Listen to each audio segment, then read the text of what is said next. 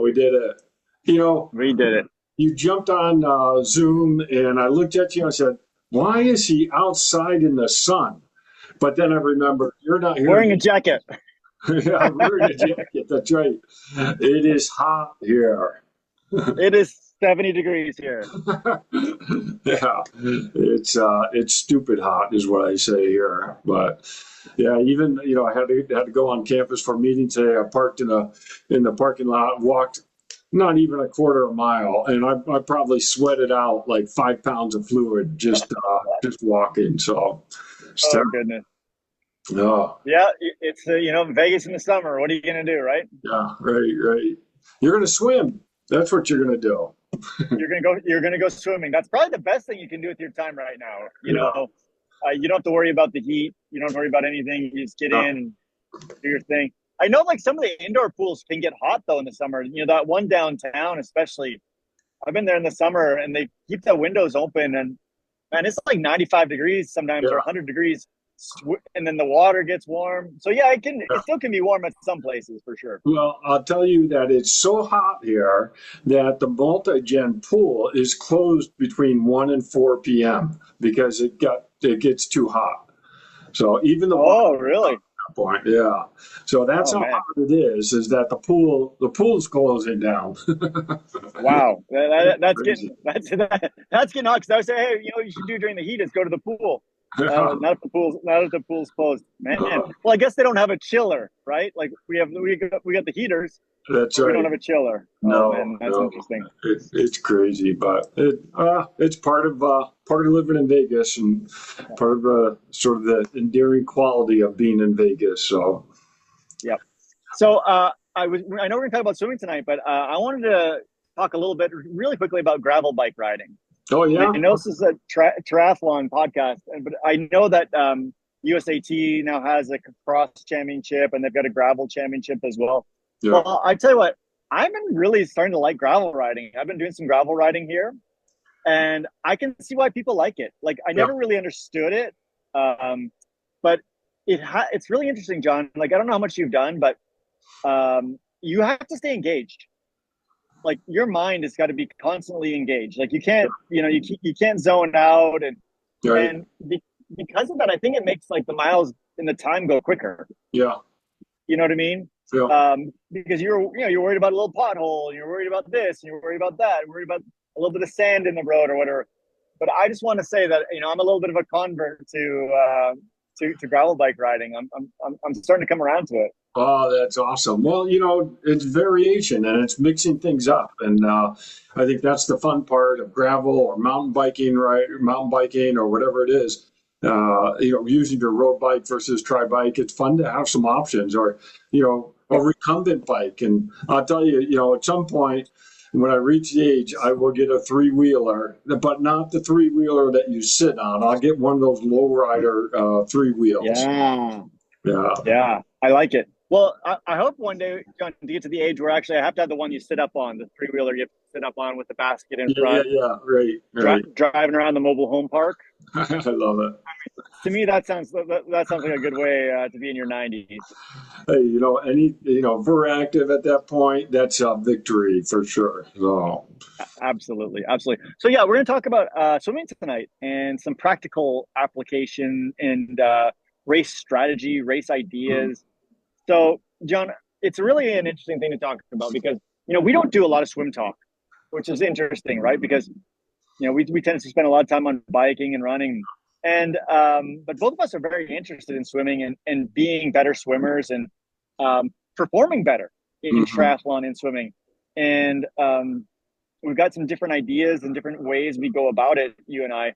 But on race day, are there things that kind of are low hanging fruit that you think that we could maybe share with people to help them be, I don't know, like a little bit faster, a little bit better, a little bit more prepared? Yeah, What are no, your thoughts? I love this topic. I'm glad we're doing it because it is easy to sometimes be dismissive of swimming because it's the smallest time portion typically of a triathlon, whichever distance we're talking about. But even an iron distance event, if you're doing a swim in an hour, hour and 15, or maybe even an hour and a half, that's a small amount of time compared to the bike or even to the run. And so it's easy to get into this mindset, well, let's just survive the swim and get to the bike, and then we'll be successful at that point. And, it's also, very common to say you don't win the race in the swim, but you can certainly lose a race in a swim, or you can end up setting yourself up for a terrible day by having a terrible swim experience. And so I'm glad we're doing this topic for this episode, because I do think there's some easy things. Now, the thing with swimming is we can get lost in the details of technique. Just like in biking, we can get lost in the details of aero. Even more so, we can get tied up with all the issues of swimming technique. And we're not going to go through swim technique so much tonight. And there's a reason for why technique's important, is because water is so dense, any wrong movement can actually end up making it harder to swim through a dense fluid. It's 800 times more dense than air. And so it makes a lot of sense to spend time on the technique. But on race day, there's some simple things we can do to have a good race day experience and to lead into an opportunity to have a strong bike and a strong run. And so I just jotted down some tips to think about. And first off, almost all races now for iron distance races, half Ironman, are rolling starts. Now, Olympic and sprint races are still incorporating wave starts. I think there are some 70.3 races that are still a wave start, but gone are the days of the mass start. And if there's a mass start, we would have some tips for how to do a mass start. If you are ever in a mass start and you're uncomfortable in the swim, once that gun goes off, just count to 10. And then start swimming. And by then, you'll get people out in front of you, and you won't have to deal with all the chaos and the jostling of position in a mass start. I used to love mass start, but that's because of where I was for swimming ability. All right, so rolling start. How do you line up in a rolling start, Ted? Well, it's really interesting. It depends, right? So like the last race I did, they were doing 2 people at a time. Okay. Right. And so then the strategy is not maybe as important, but for me, like I always like to go on the left-hand side because I tend to breathe to my right. Yeah. So I would, because I want to have the people on my right.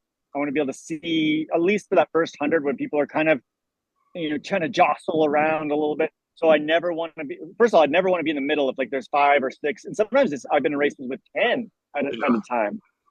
I definitely would not want to be there. So I think about that. And then obviously like seating yourself. Mm-hmm. And, for those of you that don't know, in the 70.3s and the full Ironmans, they'll seed you based off of what you perceive to be your predicted time. And so for me, if I'm going to swim around 38, there'll be a 35 to 38 time. And I'll try and go I try and get to the front, relatively close to the front of that group. Mm-hmm. With the thought process of, I want some people a little bit faster than me because I want to try and find people to draft off of. But that's kind of what I do. And then if I've got a good friend in the race that I know is a little bit faster than me, I go right behind her. Oh, yeah. And sometimes she takes off on me and I can't keep up with her, but sometimes I've stayed with her the entire race. And so sometimes that plays a role. And I know there's people that do that. They literally swim in pairs. And it's not against the rules, as far as I know. That's right. No, it is. It's not against the rules. That's right. I love these tips. And I approach the rolling start very similar. I pick my start corral based upon where the first turn buoy is and which way you're turning. So I don't like to be on the inside rolling start lane for that first turn buoy. So if the first turn buoy is out and it's a right turn, I'm starting on the left. And I'll get outside because I don't want to get stuck in that chaos that can happen at a turn buoy. And if it's a left turn buoy, I'm starting all the way to the right. So I'm very purposeful in starting on one of those outside corrals. I hardly ever start in the middle. If I do start in the middle, it's only because I got stuck in the wrong corral and I couldn't switch over, or the wrong aisle, and all of a sudden I'm starting in the middle. But the So other John, thing, I sorry to interrupt, but what if it's like a straight? Like, so a lot of the bigger races, you've got like 10 buoys in a row, yeah. right? And straight. Then what would you do? Because like obviously you're not concerned about the turn buoy. Well, and I do look at what's happening with other things going on right then. It could be a current, it could be waves breaking in one direction. And a lot of times when I'm standing in line before I start looking at what's happening with the swimmers in front of us. And Yep. if they're bunching up in one side or the other, I'll make a game day decision. I'll say, okay, I want to be over on this side because I don't want to be stuck with all the people that are sort of mixing up on the other way. Sometimes when it's a straight out swim, I think of St. George as being that way. It's a long swim out. I will look at where I'm sighting and where I've got the buoy, and then if it makes a difference in terms of which side to be on, I'll pick one side or the other. Yep. But yeah, it's the straights are a little easier, but I still avoid getting in the middle because I don't know the other Yep. people on my sides, and I don't know if we're going to jump in and they're going to, swim one way or the other. And so by being on the outer sides, well, now you only really need to worry about one person. Are they going to bump into me? Especially in that first 100. Yeah, You yeah, know, yeah, people can kind of flail around, yeah, and then a lot of people don't even sight for the first 100. yeah, You right, know, they kind of just get into the mix, and I yeah, know there's people that do this, and then they all of a sudden they look up and they're way off, and yeah, so if they're way off and they're pushing you the wrong way, hmm, um, that's not good. I really try and like after the fifth stroke already start sighting. oh yeah, yeah, Especially at the start. I think it's hmm. critical that you start off in the right trajectory. Yeah, no, totally. And I think because we have sighting on here, another tip for starting the rolling start is figuring out how far you're going to walk or run into the water. Yes. And that you figure out on practice day. You go in and you try to figure out, well, how far will be knee deep, or how quickly does it get, how quickly does it drop off? When I did Nice is a drop off like 2 steps and you're in over your head. And so it's like there's no running. It's you go right in. But I think of something like Indian Wells, that's a little bit longer walkout before you actually start swimming. And that water is so cold that also gives you a chance to start getting used to the water before just diving in head first into cold water. But I do like to try to figure out how far out you go before you actually dive in and start swimming. If you can get that on practice day, great. The other way, just stand there in line and look and see how far people are going out before they're starting to swim. I've seen races where people will go out, they'll take a few steps, they dive, they start swimming, and then they're popping up and trying to run again because it was too shallow. And I'm like, well, no, I'll just keep going. I'll be on 2 feet until it's the right time to start swimming. No, I'm the same. And actually, once again, just like Coeur d'Alene, the waves were crashing basically hard right into the start. Yeah, And I was watching people like basically get in and swim nowhere. yeah, And I'm yeah, like, but we had probably 10 steps. So yeah. I took 5 or 6, I dove, and then I knew I was going to do like a dolphin dive. I jumped up, dove again, took a stroke, jumped up, dove again, because I wanted to get basically as far as I could without actually swimming. And that's a skill. Like I try and get people to practice, and I recommend practicing is that dolphin dive technique, Yeah, yeah, yeah. because I probably used it. I don't know. I've probably raced 100 times, like 20 times. There's been races where I could actually like run in and kind of do that Hmm. dolphin diving. It's Yeah. called, and it's very advantageous. It Hmm. takes it takes way less energy than actually starting your swim. Yeah. Yeah. For sure.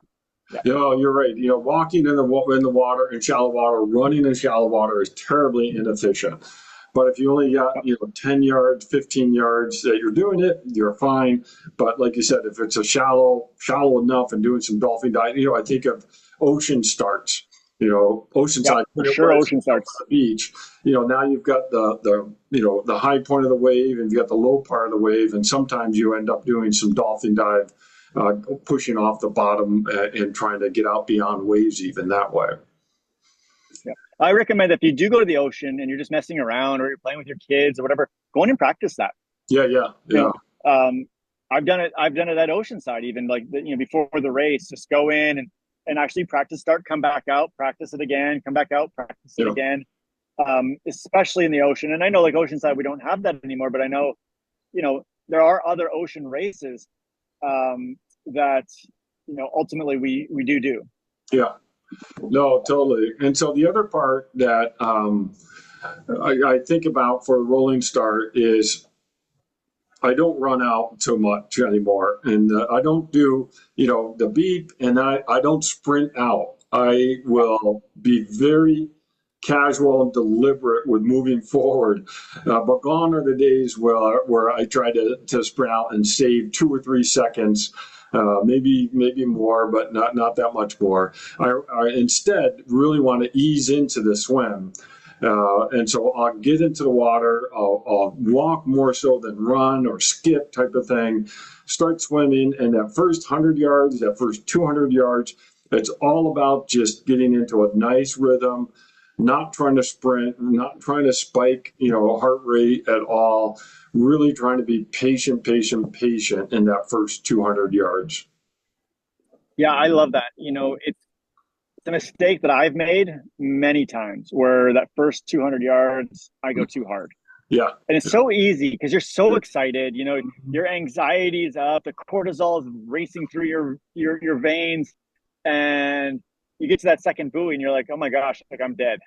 Yeah. Right. And all you did was really stress out your system. Yeah. And you probably didn't go any faster. And maybe I got to that, 200 yards, 2 seconds faster. Yeah. But yeah. It's not worth the cost. And now I'm very deliberate. Yeah. In the first 200, it is Mr. Cool. I like to think of it like, hey, what would you do if you jumped into the pool cold? Yeah.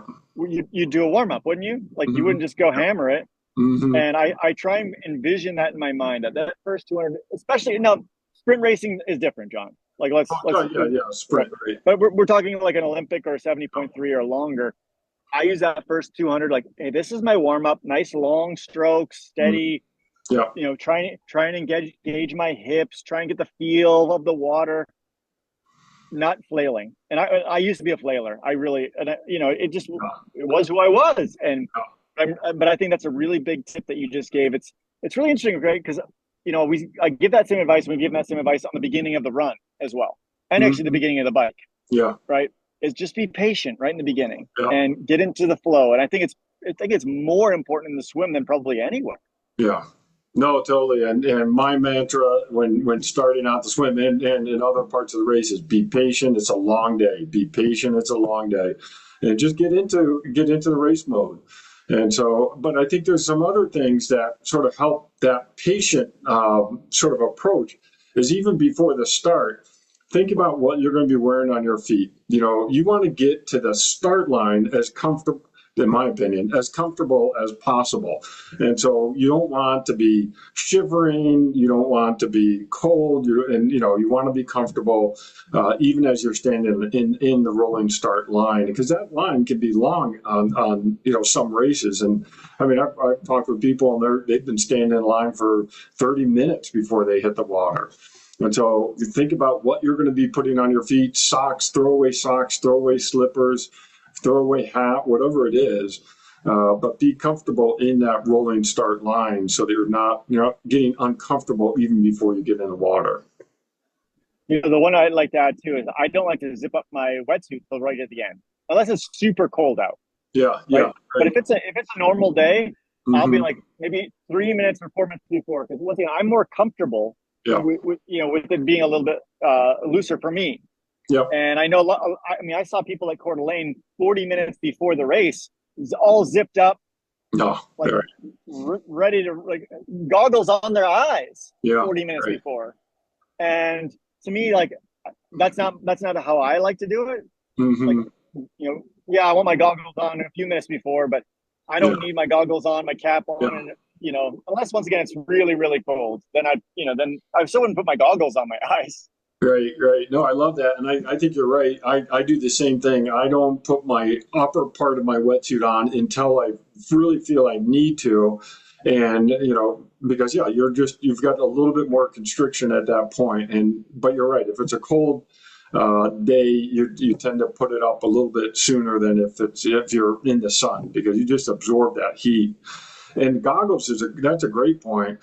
For me, I don't put my goggles on until within probably a couple minutes before starting, because I don't want my goggles to fog up. And Yep. so the longer you have them on, the more chance that you're already building up some heat and some moisture underneath the goggles, and you may actually be fogged up even before you hit the start line. Yeah, no, you're absolutely right, because that's what causes the fog is the differential in heat between basically the inside and the outside. And if it's cold water and you warm up the inside of your goggles, Yeah. even with good fog spray, you still might Right. you still might fog up. So no, those I think are really good tips, John. So as far as your mental approach when you're in that start, Mm-hmm. I think it's an important thing as well is you want to try, in my opinion, stay calm Yeah. at that time. There's a lot of anxiety around you. You'll Mm-hmm. see anxious people around you. There'll be people, talking around you they're anxious. My best advice to people is, like, if you are with some friends that are calm people, great. Mm-hmm. If Yeah. you have a friend that has a lot of anxiety and anxiousness around swimming, and maybe that's not the time to be hanging around them if you want to perform well, because we feed off each other's anxiety. Mm-hmm. I'll do some of the parasympathetic breathing. We've talked about it before. I'll do visualization of the day Mm-hmm. in a calm manner. It's Remember, like, for most of these races, we're talking about the longer races in general. It's a long day out there, and Yeah. you're going to be asking an awful lot of your mental systems Mm-hmm. and your nervous system in particular. And so, trying to maintain that calmness before you get in, because don't get me wrong, when you're a minute away, your adrenaline will kick up. Yeah. Yeah. Like, you don't like. It's so funny. I talk this about with my students all the time with the football players before the game, and they're slapping each other in the head and yelling at each other. Come on, go kill them! Or Yeah. you don't need to do that. As soon as No. the whistle goes, the adrenaline will happen, Right. right? And it's the same in triathlon. It's funny, you don't see people usually doing that. I've seen people slap themselves, Mm-hmm.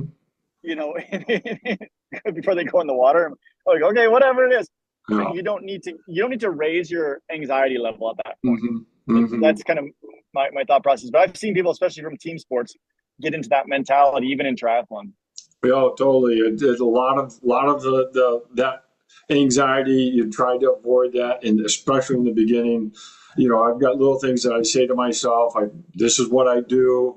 Do Superman pose, whatever it is, but just to be in the right mindset. But certainly not trying to amp up emotions. It is more. Let's just be calm. We've got a long day in front of us, and be patient, and let the race come to you. And so it is, and stand in that line. Like you said, you can be around other anxious people. And it is just a matter of having that mindset and practicing that. And like, I love that tip of being around other people that that are calm as well. That can certainly help. So I'm going to go back to rolling start, where to pick your spot, because I think about this depending on which race I'm doing. For 70.3, I'm almost always 30 minutes on the swim. Sometimes a little faster, sometimes a little slower, but I can count on a 30-minute swim. And for an iron distance, an hour, sometimes a little faster, sometimes a little slower, but I can pretty much pick my corral pretty accurately. But there are some other things to think about. And you mentioned earlier the environment. And if you're looking at the race and it's going to be a hot day in the afternoon, there are times that you might want to sneak up to your early corral or early part of your corral so that you're in the water sooner. And likewise, if it can work against you in the other way, that if it's going to be a cold day, you might want to wait and push your start back a little bit. And then what I also look at, because I almost always will find the 30-minute corral, whichever way they're dividing it up. And sometimes the signs are a little bit different. But if it's a real major race, and I know there's going to be a lot of fast people, like St. George North American Championship, I know there's going to be a lot of 30-minute fast people. I'll start at the back of that 30-minute just because I know that there's some faster swimmers than me in that corral. That's certainly fine. But if it's a smaller race and I don't think it's going to be as deep of a field, then I'll move up near the front of that corral and try to get at the front edge of that whatever corral that people are swimming in. So there's a little bit of trying to strategically pick out where you want to go so that you're not swimming over people, nor are you having people swim over you. What are your thoughts for somebody maybe that's going to swim 50 minutes? Like compared to you're swimming 30 minutes. If they're a 50-minute swimmer, would you give maybe different advice? No, I would say find the corral where you're swimming with people of somewhat similar abilities. That's the whole idea of the rolling start. But if it's going to be a hot day, I would be at the front edge of whatever corral that you're going to be in. And if the weather's not an issue, then you can be wherever. But I think it is really the advantage of doing rolling starts nowadays is you end up surrounding yourself with most people swimming of similar ability. Yeah, I agree with you. The only thing I also think is I think you want to think about the bike as well. If you're not somebody that is really comfortable being, like, say you're not a strong cyclist and you don't really like being passed all day long. Mm-hmm. You know what I mean? Like, because some people don't like that feeling of people whizzing by them for the first hour. That's true.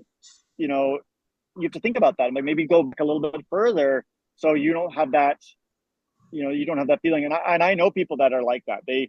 They're actually relatively strong swimmers and they set themselves up to go a little bit further because they know they're weak cyclists. And they, if you're riding around 16, 17 miles an hour and people are passing at 24, 25 for the first hour of the bike, it can be demoralizing. Yeah. And relatively unnerving as well.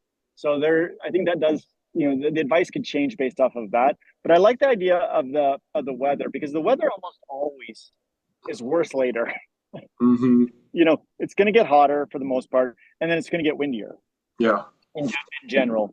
So, at Morro Bay, for example, and I know we're not going to have that race again, but it always gets windier around 9 o'clock in the morning here. Right. Like I've been living here for a month now or for 2 weeks, and it, right around 9, 10 o'clock, the wind picked up. So the strategy for the people that I talked to about this race was, it doesn't matter. You're in the first as soon as you can get in, because the difference of having that wind or not, and it's a headwind when you're going out, it's like an out and back. The difference can be quite substantial. Yeah. If you have 10 less minutes of into a headwind, that can be quite substantial. So there's a thought process there too. Yeah. No, that's a great point. I think that's the course recon and understanding the dynamics of the environment for that event. And I also like what you talked about with, position yourself in the swim based upon what's going to happen on the bike. And it works both ways, where if maybe you're not as strong of a swimmer, and if you start too late, but you're a really strong biker, and now you're trying to pass everybody, that can be hectic as well. And so that would be a situation, if you're a strong biker, I'd probably start inching up in that rolling corral, to whatever you think you can still be comfortable around people in the swim, but be on the leading edge of it more so than the trailing edge. Okay, so the next thing I want to talk about is how do you? Once again, I know you're a relatively strong swimmer, but some of these races are long. So I'm thinking for you, for an Ironman, it's a long time. Yeah. How do you stay mentally engaged for an hour of swimming? No, because I've had the question asked of me of people, especially when they're swimming an hour 20 or an hour 30, or in a 70.3, they're swimming 45 or 50 minutes.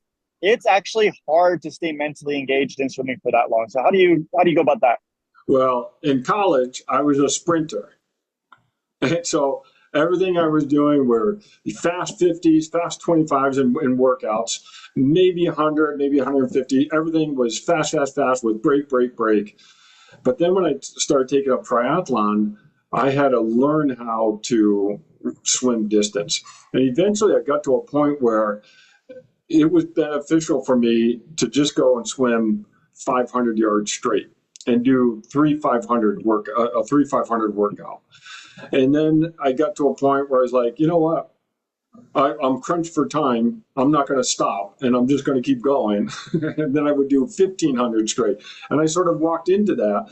But as I did more of that, I found that I could find my pace easier for 1,500 or for a 2.4 mile swim because I practiced those long swims. And so I go to the pool and I swim 1,500 yards or meters, whatever pool I'm in, and I'll swim that continuously as opposed to taking breaks. And so practicing that, I think there's a lot of value in it.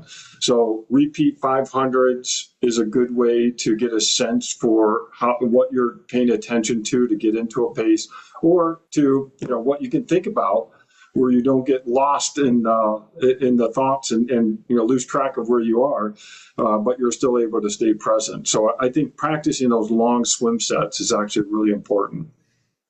Yeah, I prescribe those as people are getting ready for some of their longer races. I'll even do like 3 by 1,000. Yeah, and the idea is, once again, can you stay mentally focused? Because they can all swim it, like you know what I mean. They can do the distance. Yeah. It's just, can you really stay mentally focused on what you're doing? Because you have to in swimming. There's a certain focus, I think, that has to happen in swimming that maybe you don't need to necessarily have when you're going out for a long run. Right? You can kind of zone out a little bit. On the pool, like, you start zoning out and you hit the wall. Yeah, right. So no, I like that as well. Any other thoughts on that, John? Yeah, for an iron distance, I used to include at least one by 5,000. And then I got to a point where I was like, I don't really need to go that long straight. And so then I backed it off to 4,000. And then finally I settled on a 3,000 straight swim was the longest I needed to do to sort of practice that sort of mental approach to maintaining the same pace throughout a swim. And, I go back and I look at my data, and during the open water swim, I'm able to see that I've maintained a good constant pace. And I think it's because of doing those long sets, but nothing longer than 3,000 at a single time. I'm not doing anything longer than that at this point. The reason I kind of like the 1,000 more, just for me and for the people that I coach, is I want them to actually see the pace. Yeah. Right. So like, do that first 1,000, look at your pace. Do the second 1,000, look at your pace. Do the third 1,000, and like, how much degradation are we having? That'll kind of give you an idea of fatigue that's gonna set in, and you will fatigue. Like the third 1,000 will not be as fast. Well, I'm talking for the typical age grouper, will not be as fast. But that's where I try and tell them on that last 1,000, really concentrate, like really focus, especially when you're tired. Really, really focus, because it's really hard to simulate that, that 4,000 yard swim in an Ironman, what that last 1,000 actually feels like. Especially in a pool. Yeah, no, for sure. So, and I like that. I like that advice that even when they're getting tired, that's the time to really pay attention to your stroke technique. And you only get to that point by doing those long sets. And so I think that's a great way to go. So let's switch to swimming straight. I know we started on that. Man, I tell you what, that's the easiest way to improve your swim, is to learn how to sight and learn how to swim straight. And so I agree with you. What you said earlier is sight right away. You need to be on course, headed to that first buoy correctly, because even if you go off 100 yards, you're adding minutes to your swim time. Yeah, and the sighting thing it's really interesting. Like, and actually, this is something that I've struggled with. I'm going to ask your opinion on this. What do you do? So this happened to me at Coeur d'Alene. We turned left into the sun. Yeah. Now we had big waves into the sun, and I could not see that next buoy. And it wasn't. It was 100 yards. I couldn't see it. I probably tried 5 times. It just couldn't see it. So I'm like, okay, I got a paddle boarder to my left. I can see him. I see people to my, one on the people on the other side on the right, and I'm like, okay, let's just go with it.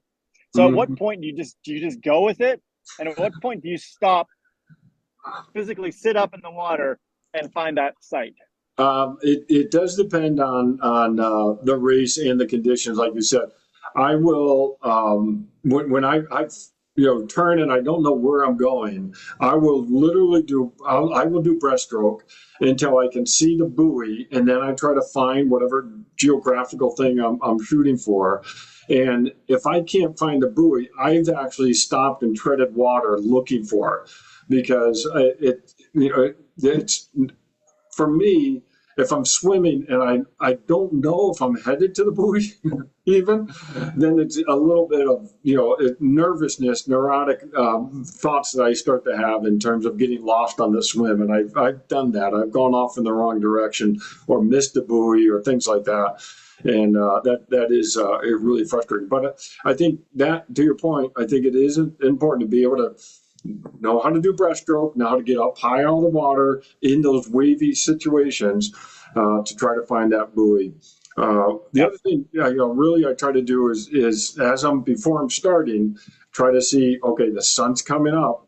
What am I going to be looking for, knowing that the sun's going to be right in my eyes? And there's times that I have swam blindly to a buoy only when I knew that if I kept swimming right into the sun, that I was going to be okay. And so it's a little bit of sort of thinking ahead in terms of the course. But in your case, in that race, they changed that course last minute, and so you had no idea where the next turn buoy was or what to look for at that point. That's frustrating. Yeah, and sometimes it's just you just got to do the best you can, right? Yeah, Like yeah, I kept looking, I kept doing what I had to do, and sometimes I was in the trough of a wave and I couldn't see. Sometimes I look up and I'm just dead sun, yeah. couldn't see, and I was off by a little bit, but sometimes it's almost like I feel like it's worth the gamble. Yeah, yeah, yeah. I love it. Well, and I've done it where I've had to swim blindly, and but I had a sense that if I was going in this direction, I was going to eventually run into the buoy, and fortunately, that wouldn't work out at times. So, yeah, it's not easy. It is tricky when you have kayakers or paddle boards out there. I like the idea of trying to find them and maybe even, hey, where's the buoy? And they can sort of point to you.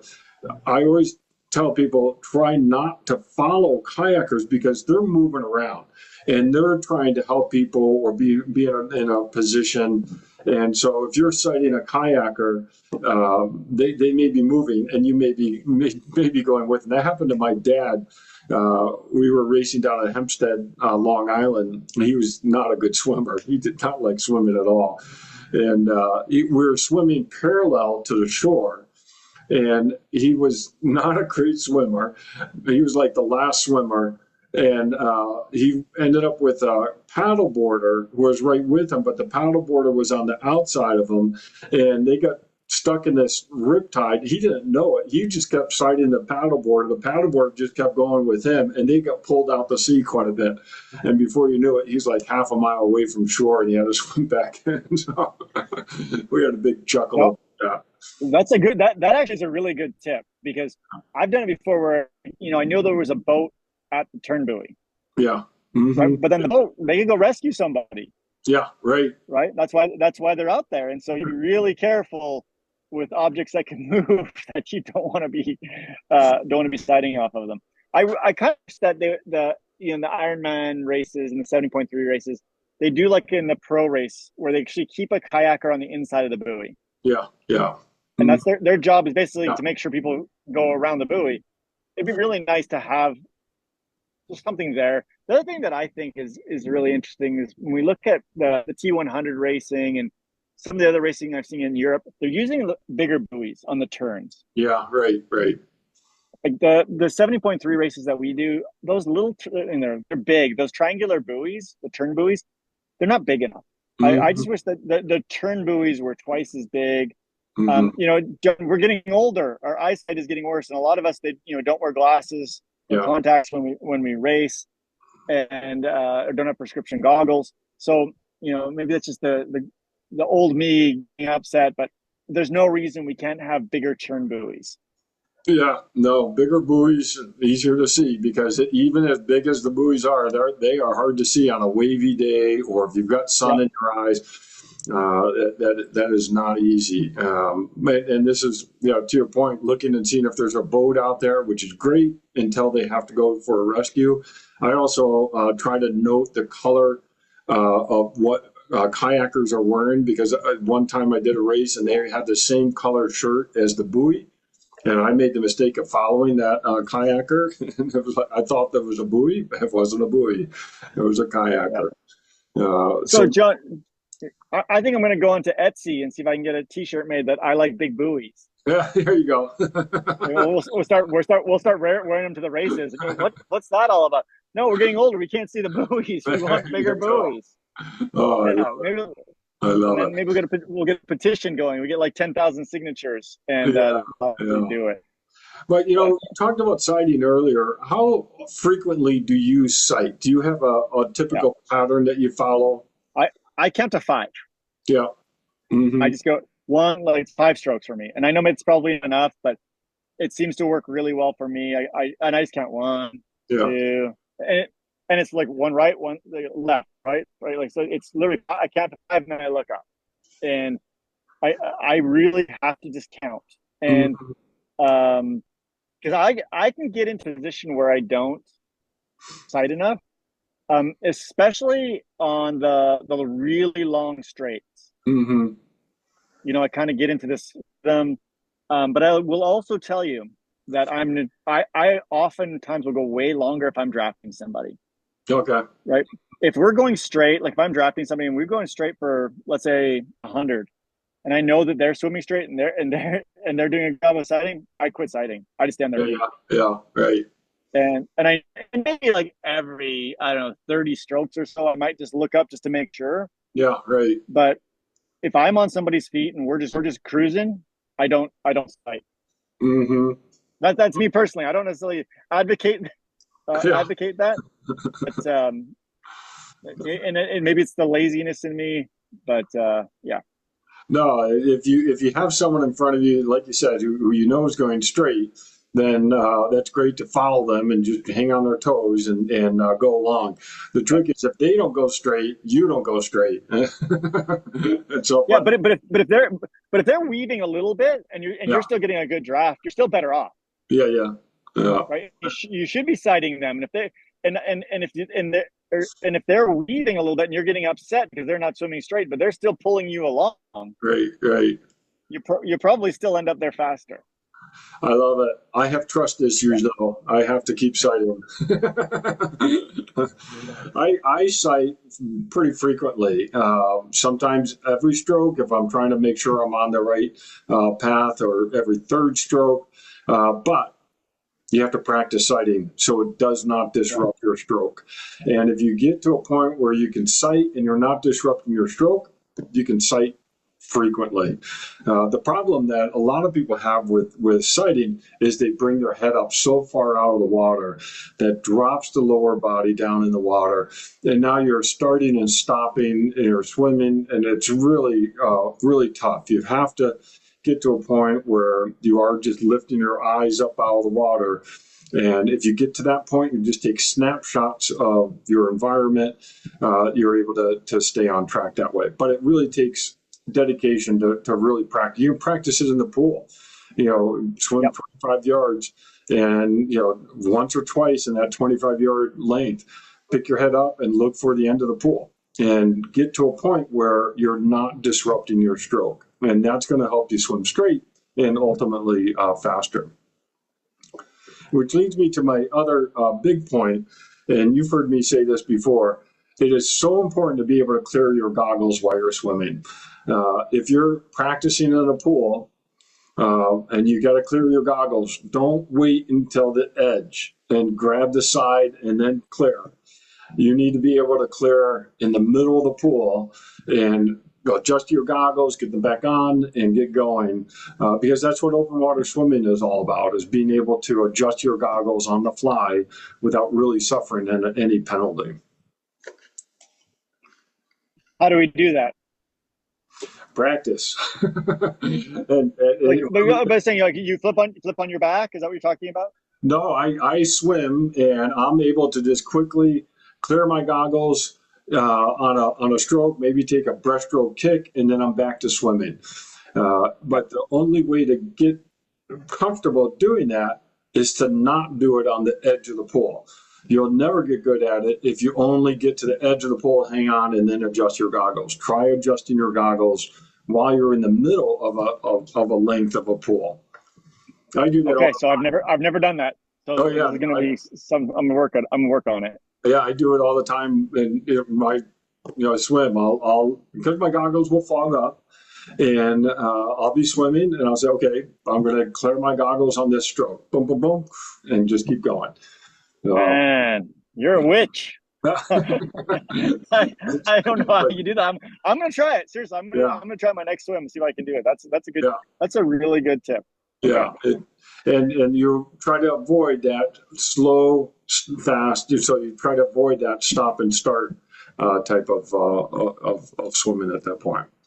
All right, so then last 100 yards, you're getting out. What are you thinking about? How are you approaching getting out of the swim?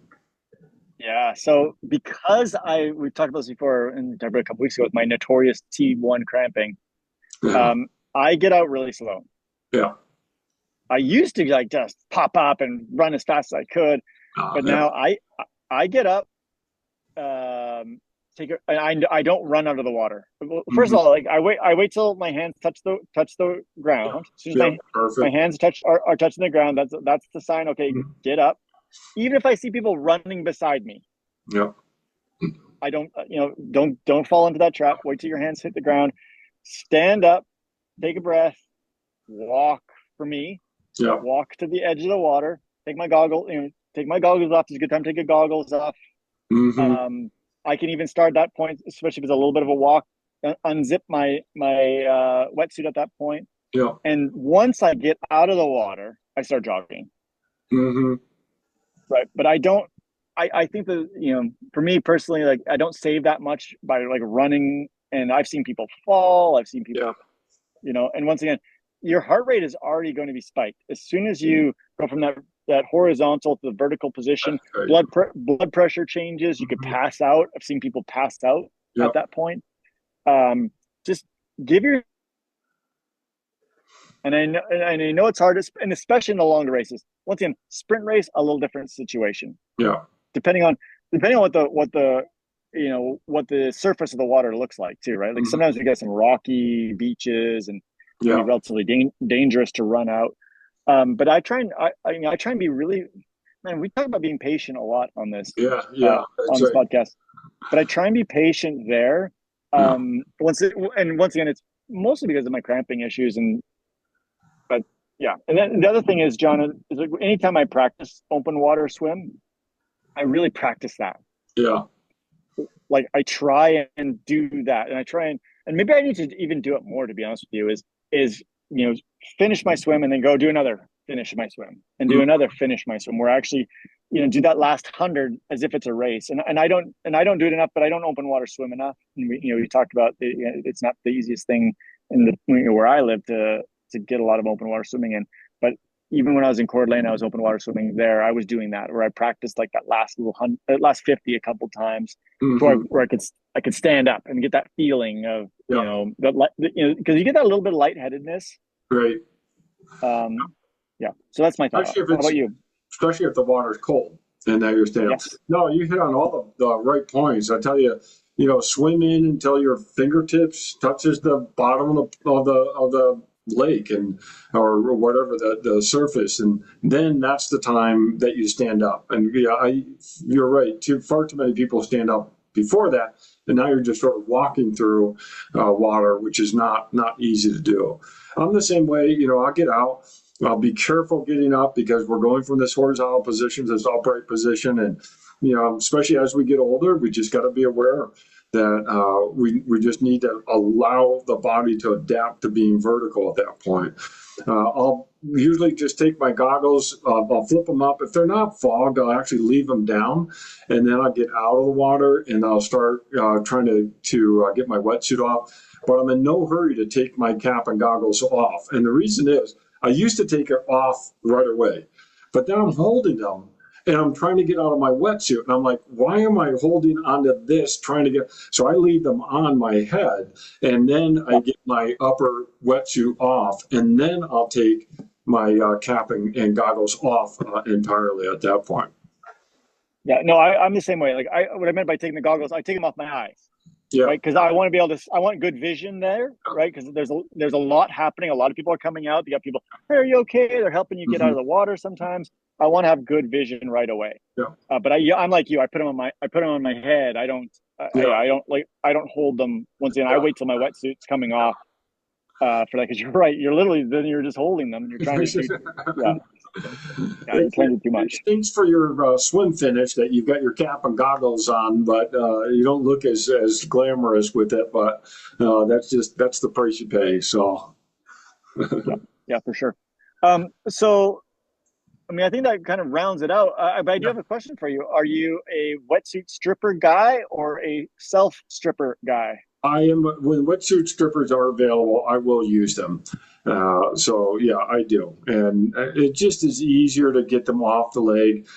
Sometimes even helping with the upper at that point.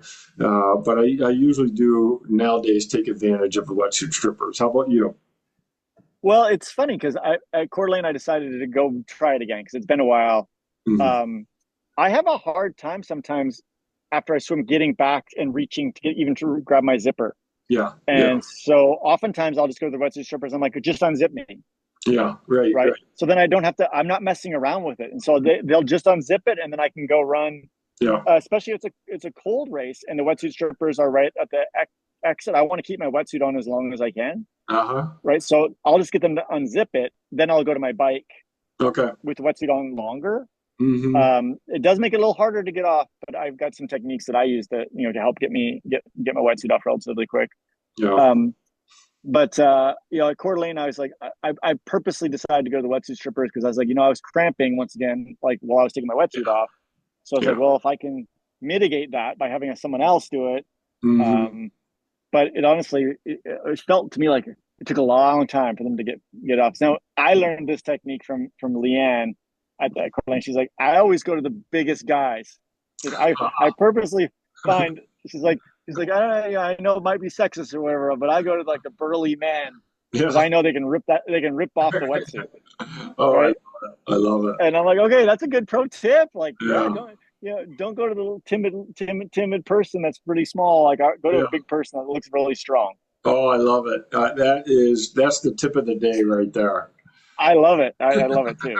Yeah, I've yeah, never done that, but I will do that now. So yeah, yeah. It's one more thing on the checklist.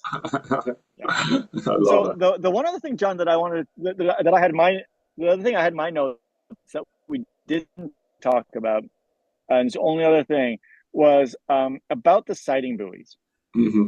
and that if we have sighting buoys, which many races do, you do not have to be on one side or the other.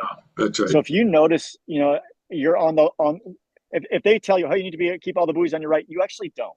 Only Hmm. the turn buoys you have to be on one side or the other. So in 70.3 in Ironman, the sighting buoys are orange and yellow, and the turn buoys are red. Hmm. And so if you find yourself meandering off to the wrong side of what you perceive as the wrong side of the sighting buoys, and I've seen people do this, they're literally stop in the water, take a hard left turn to go around a sighting buoy. Hmm. You can correct yourself to get to the next buoy, but don't get caught up in the fact that you need to be turning on those sighting buoys. Yeah, yeah, no, I love it. You're spot on. I know that I've worked swim support for a number of races, and when they have a course where you're going out in one direction, then you're going across and coming back, and you've got that middle section, they do like to keep that clear. But you're spot on. You don't need to be on one side or the other of the sighting buoy. It's just the turn buoys typically is what they shoot for. Yep. But if you start straying into the middle, you'll usually get a swim support person come up and they'll just start to point you out. But you're right. It's not hard right and not a hard left. It's micro adjustments to get back over to wherever you need to be at that point. Yeah, exactly. And I'm just saying, if you're a few feet on the inside of it, don't just think you need to go to the other side of it, because you're right. Like on a situation like you were saying, like yes, you shouldn't just keep veering off further and further into the middle, but just kind of keep that. That's one last little pro tip that I've seen people do is they literally will stop and go take a hard right or hard left to go around a siding buoy when you absolutely have to do that around a red buoy or a turn buoy. Yeah, turn buoys. Yeah, unless the race director has some other instructions, but typically you have the siding buoys, it doesn't matter. And then the turn buoys, it does matter. Okay. One other question for you. Mm-hmm. If you're on the correct side of the buoy and the water gets really shallow, can you walk? This is one of those things, this happened in Vineland a lot where you would get to a shallow period. And on some of that, it is, there's typically, unless the race director has some specific rule, it's a call. In Vineland, a lot of people would chastise people who did a lot of running or walking or even dolphin diving when the water got shallow, but there's no rule against it. And so it is just something that you've got to make a decision. Is that do you want to walk? Do you want to run? And then go with it. But it's not. It's typically not against the rules, but it's also it's not against USAT rules for sure. I've actually looked through this because I've been to several races where the buoys were just the way they were. It got really shallow. Yeah. Even in Oregon, the first year we did Oregon, it was really shallow. And a lot of people were walking. Now, the rocks were super slippery, so it wasn't a smart thing to do. But you can do it. And especially if you're a weaker swimmer and you're like kind of halfway through and it's a shallower section and you want to stand up and just walk for a few steps, you absolutely can. Mm-hmm. And it's not against the rules.